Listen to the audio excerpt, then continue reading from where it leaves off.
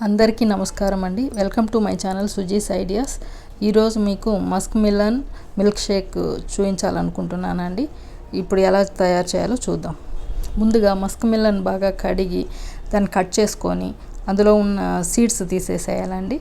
తర్వాత వీటిని స్లైసెస్గా కట్ చేసుకోవాలి. ఇవి సమ్మర్లో ఎంతో టేస్టీగా ఎంతో చల్లదనాన్ని ఇస్తూ మనకు హాయిగా ఆస్వాదించేలాగా ఉంటుంది. ఈ స్లైసెస్ను ఇప్పుడు చిన్న చిన్న ముక్కలుగా చేసుకొని వాటిని మిక్సీ జార్లో వేసుకుందాము. ఇప్పుడు ఈ ముక్కల్లో 2 టేబుల్ స్పూన్ల షుగర్ వేసుకుందాము. నేనైతే తక్కువ వేసుకున్నాను, జస్ట్ నాకు చాలండి. కానీ మీకు స్వీట్ ఉండాలంటే 2 టేబుల్ స్పూన్స్ వేసుకోండి, కరెక్ట్గా సరిపోతుంది. ముందుగా వీటిని మాత్రమే మిక్సీ పట్టుకోవాలండి. లేకపోతే పాలు అన్నీ వేసి మిక్సీ పడితే ఆ ముక్కలు తీరునే అలాగే ఉంటాయి.